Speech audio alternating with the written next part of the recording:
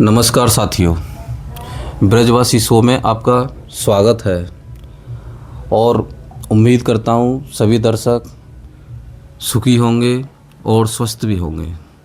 आज एक बहुत ही इम्पोर्टेंट मुद्दे पर आपके बीच में चर्चा करने के लिए हम आए हैं और जिस प्रकार से भारतीय मीडिया पर, जिस प्रकार से सोशल मीडिया पर, जिस प्रकार से अन्य प्लेटफार्मों पर इस आंदोलन को जायज़ और सही ठहराया जा रहा है, इस आंदोलन को मैं जायज़ और सही नहीं मानता हूँ। इसका मैं आपको कारण दूंगा। संविधान के अनुसार जितने भी फैक्ट फिगर हैं वो भी आपको बताए जाएंगे। तो आपसे उम्मीद है कि वीडियो को अंत तक देखें, सुनें, फिर उसके बाद अपनी राय बनाएं। मैं आपसे नहीं कहूँगा कि आपको अपनी राय कैसे बनानी है। आपको अपनी राय बनाने की पूर्ण स्वतंत्रता है। हमारे देश में संविधान ने सबको पूर्ण स्वतंत्रता का अधिकार दिया है, सभी स्वतंत्र हैं। लेकिन संविधान ने स्वतंत्रता दी है, लेकिन स्वतंत्रता देने के साथ साथ संविधान ने कुछ सीमाएं भी हमें निर्धारित की हैं। अगर कोई व्यक्ति उस सीमा से बाहर जाकर आचरण करता है तो वह संविधान की दृष्टि में एक अपराधी है और अपराधी की जगह हमारे संविधान के हिसाब से जेल में है, ना कि स्वतंत्र आवारा घूमने में। तो हम चर्चा करते हैं आज जो दिल्ली में जो आंदोलन हुआ सो कॉल्ड कॉकरोच पार्टियों का।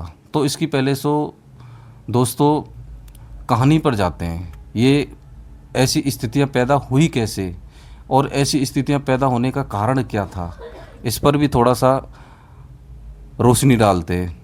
देखिए हुआ क्या था। 15 मई को हमारे देश के चीफ जस्टिस ऑफ इंडिया श्रीमान सूर्यकांत जी ने एक टिप्पणी की और उन्होंने वो टिप्पणी उन लोगों पर की थी। उन्होंने उसको स्पष्ट रूप से दूसरे दिन पे आके सफाई भी दी थी कि मैंने वह टिप्पणी इस देश के युवाओं पर नहीं की है, मैंने ये टिप्पणी उन लोगों पर की है जो फर्जी और बोगस डिग्रियां लेकर सुप्रीम कोर्ट में प्रैक्टिस करने के लिए आ जाते हैं और सुप्रीम कोर्ट के कामों में कभी ये रिट लगाना, कभी ये रिट लगाना, कभी ये रिट लगाना, इस प्रकार से सुप्रीम कोर्ट के कामों में बाधा उत्पन्न करते हैं। उन्होंने स्पष्ट तौर पर उन लोगों के लिए ये शब्द यूज किए थे। लेकिन मेरा मानना यह है कि सुप्रीम कोर्ट में बैठे हुए सबसे बड़े जज महोदय को इस प्रकार की टिप्पणी से बचना चाहिए। उनकी एक एक टिप्पणी की तो बात छोड़िए दोस्तों, उनके एक एक फुल स्टॉप और एक एक हाफ फुल स्टॉप के भी मायने होते हैं जब वो स्टेटमेंट देते हैं। तो उन्होंने इस प्रकार के शब्दों का उपयोग चाहे किसी के भी लिए किया हो, गलत है। उनको ये इस प्रकार के शब्दों का उपयोग नहीं करना चाहिए था। लेकिन दोस्तों मेरा मानना कुछ और है। मेरा मानना इस घटना को मैं डीप स्टेट यानी कि जो यूएसए की एक डीप स्टेट की जो एजेंसी है, मैं उसके संदर्भ में देखना चाहता हूँ। चलो चीफ जस्टिस साहब ने उन लोगों के लिए इस शब्द का उपयोग कर लिया, फिर इस शब्द को अमेरिका में बैठे हुए एक व्यक्ति ने जो बूस्टन यूनिवर्सिटी में अपनी पढ़ाई कर रहा है, जो अपनी पब्लिक रिलेशनशिप पर मास्टर्स की डिग्री की पढ़ाई कर रहा, उस व्यक्ति ने पकड़ा। उस व्यक्ति देखो एक दिन में 16 मई को उसने एक पार्टी का गठन कर दिया ऑनलाइन, अमेरिका में बैठे हुए। यहाँ 15 तारीख को बयान दिया गया है और अमेरिका में एक लड़का बैठा हुआ है, बूस्टन यूनिवर्सिटी में पढ़ रहा है वो, और उसने 16 तारीख को कांग्रेस जनता पार्टी का गठन कर दिया। फिर देखते ही देखते 2-4 दिन में उस पार्टी के 22 मिलियन, आप कल्पना कर सकते हैं दोस्तों, 2 दिन के अंदर 22 मिलियन फॉलोअर्स बिना किसी साठगांठ के, बिना किसी के सपोर्ट के, बिना किसी का सहयोग किए हुए बन सकते हैं। भूतो न भविष्यति, चैलेंज है मेरा, भूतो न भविष्यति, संभव ही नहीं होता है किसी प्रकार से। इस प्रकार की घटनाएं संभव ही नहीं हैं। तो ये किसका खेल था? डीप स्टेट का खेल था। एक चेहरे को इतना प्रसिद्धि दिला देनी है, भारत का लड़का है, अमेरिका में पढ़ता है, स्टूडेंट का मुद्दा चल रहा है, क्योंकि हाल में घटनाओं को रिलेट कीजिए आप।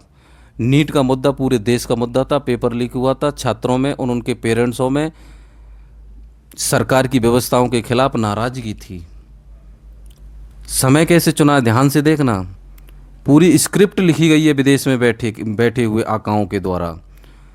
तो भारत के पेरेंट्स, क्योंकि 22 लाख लोगों ने फॉर्म भरा था तो 22 लाख छात्र और उनके पेरेंट्स, उनके माता पिता, रिश्तेदार, सबों में एक क्रोध, रोष, निराशा, हताशा की भावना थी। क्यों ना इस भावना का फ़ायदा उठाया जाए। पार्टी बनाई जाती है, एक लड़के को रातों रात 22 मिलियन सब्सक्राइब, वो भी इंस्टा पर सपोर्ट कर कर उसको एक प्रसिद्ध चेहरा बनाया जाता है। फिर उस चेहरा को भारत की भूमि पर अवतरित किया जाता है। जैसे ये काम आपको ध्यान होगा, कहाँ पर किया गया? बांग्लादेश में। कहाँ पर किया गया? श्रीलंका में। कहाँ पर किया गया? लंका में, डीप स्टेट ने। और जैसे इस डीप स्टेट ने, आपको पता है वेनेजुएला को आप अच्छे से पता है, ये जो जेलेंस्की राष्ट्रपति बैठा, इससे पहले जो राष्ट्रपति थे वहाँ पर उनकी सत्ता को उसने उखाड़ फेंका। अब यानी कि वो देशों में अपने हिसाब से रिजीम यानी कि सरकारें चलाने का कोशिश कर रहा है। और उसने भारत में भी इस प्रकार का प्रयास करने का एक मंसूबा पाल रखा था। उन्होंने फिर इस लड़के को दिल्ली में अवतरित करवाया, जंतर मंतर पर इसका आंदोलन चलता रहा। और इसके आंदोलन में छात्र कौन कौन से आ रहे हैं दोस्तों? शबाना आजमी, कुणाल कामरा, अरविंद केजरीवाल, मनीष सिसोदिया, प्रकाश राज, अरुंधति रॉय, स्वरा भास्कर और उमर खालिद के पिताश्री जुनैद और वो सलीम यादव, यानी कि जिनका प्रोफेशन है आंदोलन करना, उनसे इनकी मुलाकात होती है। इनको वहाँ साथ, इस लड़के को यहाँ साथ मिलता है। सोनम वांगचुक साहब भूख हड़ताल करने के लिए आ गए।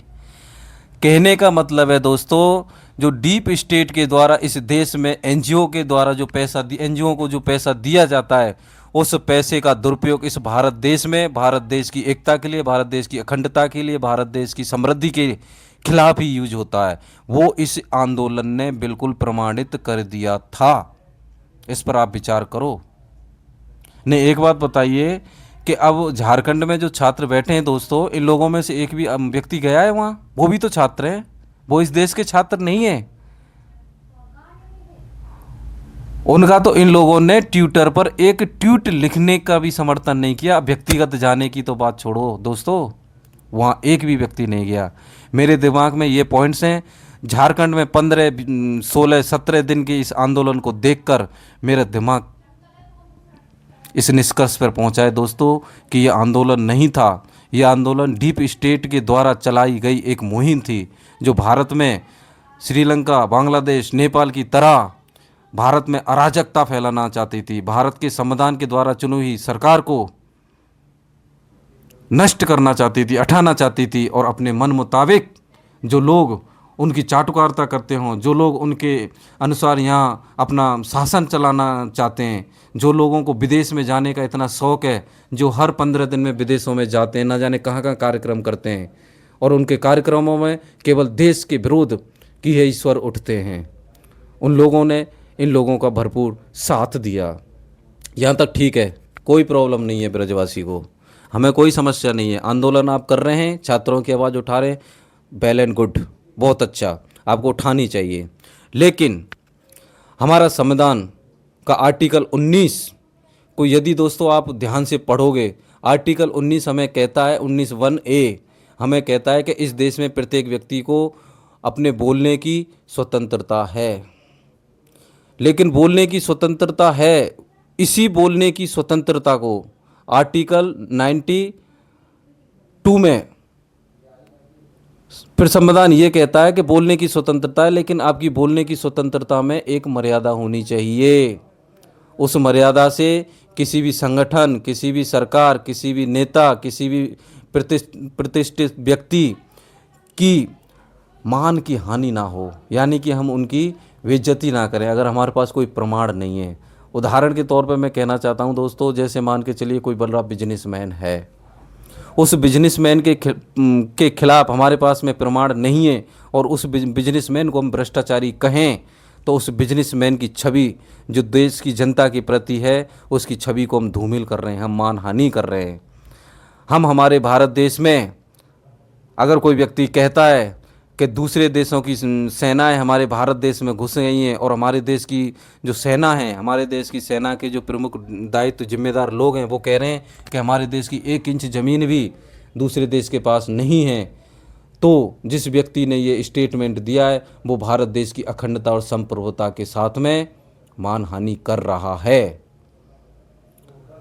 तो संविधान के आर्टिकल 19B में व्यक्ति को इकट्ठा होने के लिए, सभा करने के लिए, रैली करने के लिए, अपनी बातें रखने के लिए, अपनी बातें सरकार तक पहुंचाने के लिए या सरकार की किसी नीति का विरोध करने के लिए इकट्ठे होने की, ये चर्चा, इकट्ठे होने की बात कही गई। ये आंदोलन शब्द वहाँ नहीं है, रैली करने की है, सभा करने की है और आप गैदरिंग कर सकते हैं, आप ये मान लीजिए, लेकिन आंदोलन शब्द वहाँ संविधान में कहीं भी दोस्तों नहीं लिखा हुआ है। आप भी सर्च मार लेना। संविधान शब्द तो हम रैली को ही संविधान से रिलेट मान लेते हैं कि रैली ही संविधान में, रैली को ही संविधान का हम स्वरूप दे देते हैं।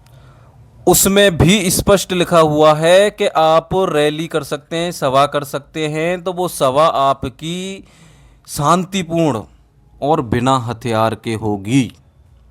कैसे? संविधान कहता है हमें ये, संविधान हमें ये शक्ति देता है, संविधान ने हमें ये शक्ति दी है कि हम कहीं भी भीड़ इकट्ठी कर सकते हैं, किसी भी मुद्दे पर सरकार की या किसी संगठन की या किसी व्यक्ति की या किसी संस्था की आलोचना भी कर सकते हैं, लेकिन विरोध भी कर सकते हैं, लेकिन किस प्रकार से? शांतिपूर्ण तरीके से और बिना हथियार के। यानी कि हमारे पास में किसी भी प्रकार का कोई हथियार नहीं होना चाहिए और हमारा जो शांतिपूर्ण आंदोलन है वो शांतिपूर्ण ही रहेगा। ये जिम्मेदारी जो आंदोलन के ऑर्गेनाइज करने वाले लोग हैं उनकी है। ये जिम्मेदारी जो आंदोलन करने वाले लोग हैं उनकी है पूर्णतः। अब आ जाइए, जंतर मंतर पर जो आंदोलन कर रहे थे इनके पास कौन आया कौन नहीं आया भगवान जाने। ये FCRA का जो मैटर आजकल आप देख रहे हैं ना, ये जो लोग रो रहे हैं इनमें से ही सभी चिल्ला रहे हैं FCRA पर हम वीडियो बनाएंगे, एक बना दिया है और वीडियो बनाएंगे। FCRA पर एक वीडियो से काम चलने वाला नहीं है, FCRA पर कम से कम 5-7 वीडियोज हमें बनाने पड़ेंगे, तब लोगों के जो दिमागों में जो परतें जमी हुई हैं ना वो हटेंगी दोस्तों। सेकेंडली दोस्तों, जंतर मंतर हम वहीं पुनः लौट कर चलते हैं। जंतर मंतर पर इकट्ठे हुए कोई दिक्कत नहीं, आप अपनी आवाज़ बुलंद कीजिए, सरकार को आप इन मुद्दों पर घेरिए, अच्छी बात है। लेकिन एक बात बताइए दोस्तों, हमारे संविधान में जिस प्रकार से प्रस्तावना संविधान की आत्मा है उसी प्रकार से हमारे संविधान में भारत की संसद, इस लोकतांत्रिक व्यवस्था की सबसे बड़ा केंद्र है संसद। हमारा सुप्रीम कोर्ट, हमारा निर्वाचन आयोग, राष्ट्रपति भवन, प्रधानमंत्री निवास, यानी कि जो संवैधानिक संस्थाएं हैं वो इस लोकतंत्र के अंग हैं, इस लोकतंत्र के अंग हैं। जैसे हमारे शरीर के सभी अंग हैं उसी प्रकार से संवैधानिक दृष्टिकोण से ये जितनी भी संवैधानिक संस्थाएं हैं वो हमारे संविधान के आभूषण हैं। हमारे संविधान के आभूषणों को यदि कोई व्यक्ति खिन्न भिन्न करेगा, लांछित करेगा, उन्हें नष्ट करने का प्रयास करेगा तो संविधान इसकी इजाज़त नहीं देता दोस्तों, संविधान इसकी इजाज़त बिल्कुल भी नहीं देता। जब एक बात बताइए, इन लोगों ने संसद मार्च का जब ऐलान किया तो जहाँ से सुप्रीम जो हमारी संसद भवन है वहाँ से 100 मीटर दूर रह जाता है। कितने? 100 मीटर दूर। 100 मीटर दूर पर दिल्ली पुलिस ने वहाँ पर बैरिकेडिंग की। जब छात्र शांतिपूर्ण आंदोलन कर रहे थे, अपनी आवाज़ बुलंद कर रहे थे, तो कोई भी अगर आंदोलनकारी उस बैरिकेड को तोड़ने का प्रयास करता है तो वो शांतिपूर्ण नहीं रहा आंदोलन। उस आंदोलन में हिंसा का समावेश हो चुका है, क्योंकि दिल्ली पुलिस को भी संवैधानिक अधिकार मिला हुआ है। संविधान के अधिकार से ही दिल्ली पुलिस का ये अधिकार बनता है। संविधान उनको ये शक्ति देता है कि भारत के संविधान की जो आत्मा है, भारत के संविधान का जो केंद्र बिंदु है संसद, उसकी रक्षा करना उनकी ड्यूटी है, उनकी जिम्मेदारी है, उनका परम कर्तव्य है। ये संविधान ही उनको ये शक्ति देता है। अगर वो आंदोलन में गए हुए व्यक्ति, छात्र नहीं मानता मैं, छात्र का मुखौटा था वो, छात्रों का कुछ नहीं था, एक समय था, परिस्थिति थी, उसको लबादा ओढ़ लिया, मुखौटा पहन लिया छात्रों का, छात्र नहीं कह सकते उन्हें। अगर एक बैरिकेड पर चढ़ता है व्यक्ति तो उसने हिंसा करने का प्रयास किया है, वो हिंसा की श्रेणी में आ गया। हिंसा करना केवल यही नहीं होता कि आप किसी व्यक्ति की हत्या कर रहे हैं, वो हिंसा है ना। मानसिक तौर पर, व्यवस्थापिक तौर पर अगर आप उस बैरिकेड के साथ इस प्रकार का तोड़ रहे हैं, उसको धक्का मार रहे हैं, पुलिस भी अपना बल लगा रही है कि नहीं हमें व्यवस्था को बनाए रखना है, और उस पर जोर ज़बरदस्ती कर रहे हैं, बैरिकेड्स को उल्टा पटक रहे हैं। एक बात बताइए, किसी पुलिसकर्मी, इतने पुलिसकर्मी घायल हुए, ये हिंसा नहीं हुई? पुलिसकर्मियों के सिर फूट गए, ये हिंसा नहीं है? पुलिसकर्मियों की किसी की आंखों में चोट, पत्थर मारा, ये हिंसा नहीं है? गाड़ी को चढ़ चढ़ के गाड़ी को डंडा से पीट रहे, ये हिंसा नहीं है? पोल पे चढ़ के सीसीटीवी कैमरा को लट्ठों से तोड़ रहे हैं, क्षतिग्रस्त कर रहे हैं, ये हिंसा का उदाहरण नहीं है? ये सब हिंसा की श्रेणी में आएंगे संविधान की दृष्टि में। संवैधानिक दृष्टि से अगर देखा जाए तो ये सभी कृत्य हिंसात्मक दृष्टिकोण से ही देखे जाएंगे। और इस प्रकार से मैं सैल्यूट करता हूँ अपनी दिल्ली पुलिस को। उन्होंने बड़ी धैर्य, शांतिपूर्वक और अपने कर्तव्यों का निर्वहन करते हुए इन उग्रवादी लोगों को, इन उत्पाती लोगों को, इन फंडेड लोगों को वहाँ से तितर बितर किया और भगाया। ऐसी दिल्ली पुलिस को मैं सैल्यूट करता हूँ। अब आ जाते हैं हम विपक्ष के नेताओं पर।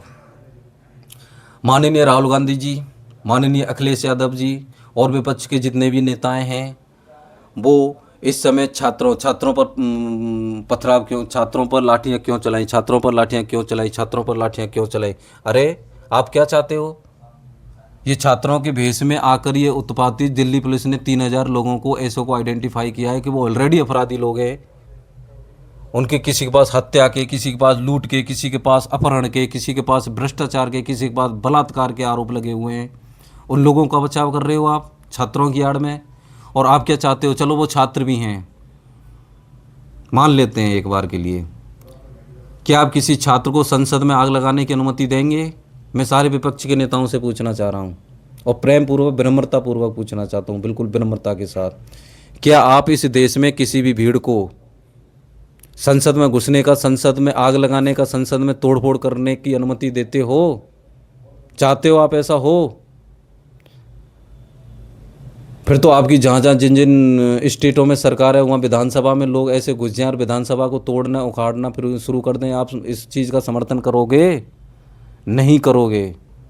और मैं कहता हूँ किसी को करना भी नहीं चाहिए।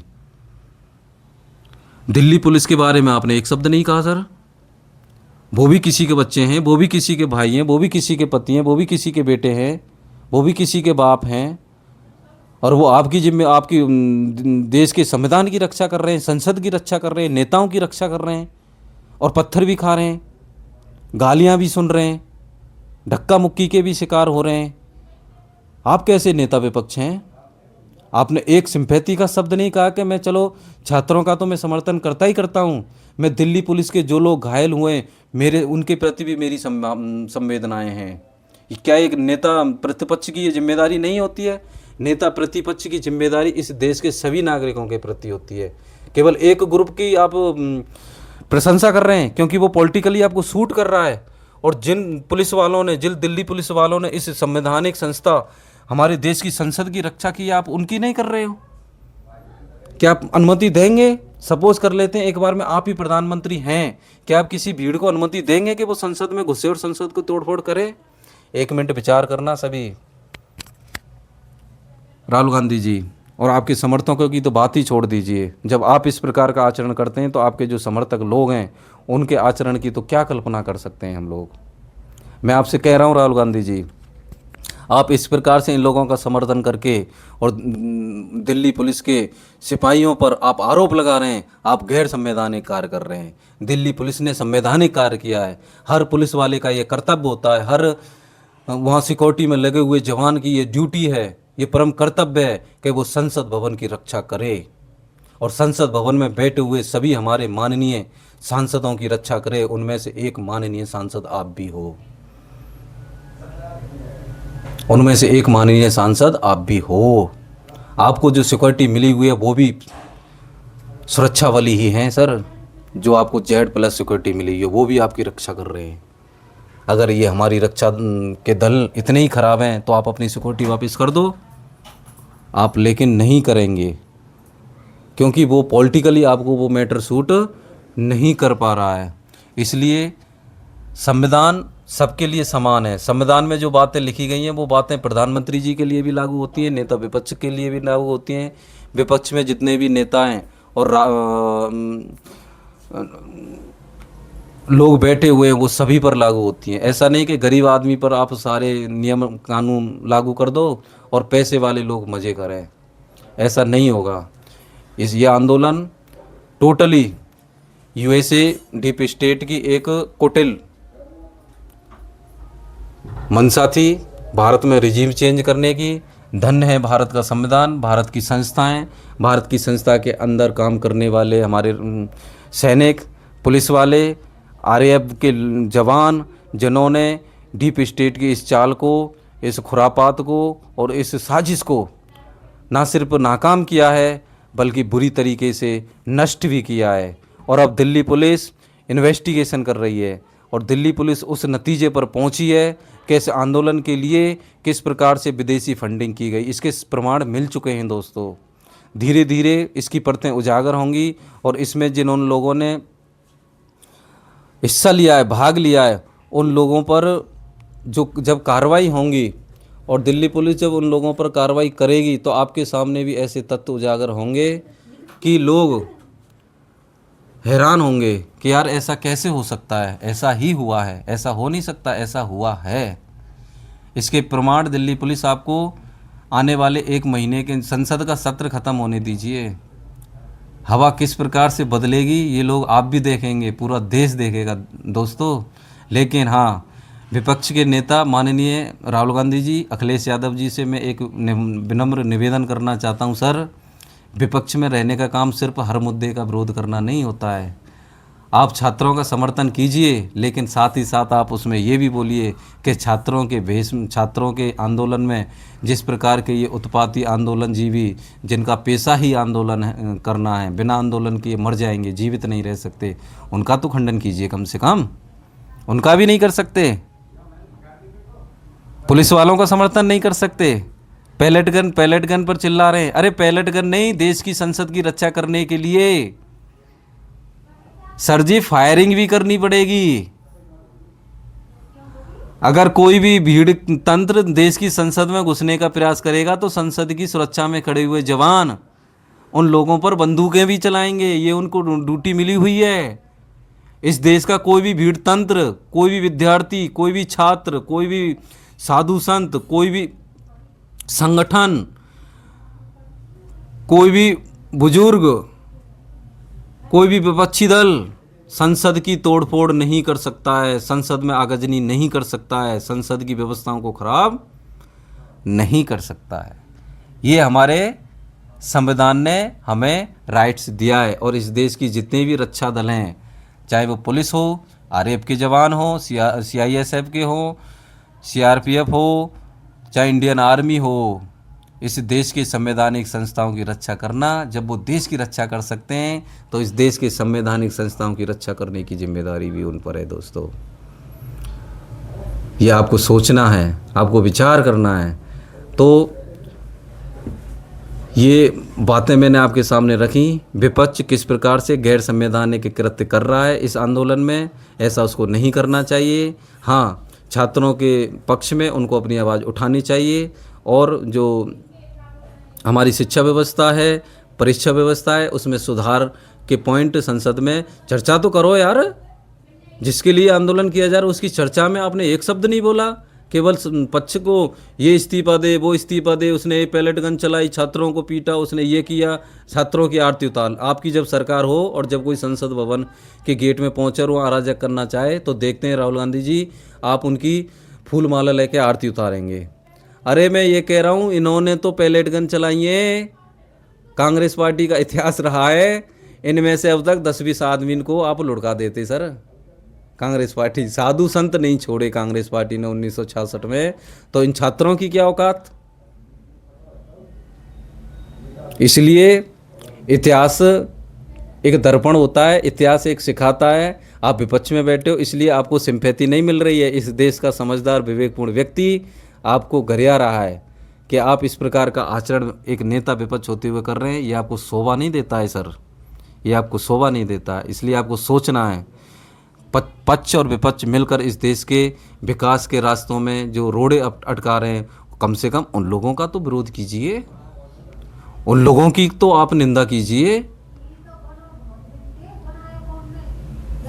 इस प्रकार की राजनीति इस देश में नहीं चलेगी। मैं तो ये कहता हूँ दिल्ली पुलिस ने बहुत रहम दिखाया है, दिल्ली पुलिस को ऑफ स्टिक एक्शन लेना चाहिए था। मैं पुनः रिपीट कर रहा हूँ, मैं दिल्ली पुलिस के साथ हूँ, सारा राष्ट्रवादी लोग दिल्ली पुलिस के साथ है और दिल्ली पुलिस हमारा गौरव है। नमस्कार साथियों, मैं अपनी वाणी को विराम देता हूँ। अगर मेरी बातों से आप सहमत हैं तो चैनल को कृपया लाइक करें, शेयर करें और सब्सक्राइब भी करें। जय हिंद दोस्तों, जय श्री राम।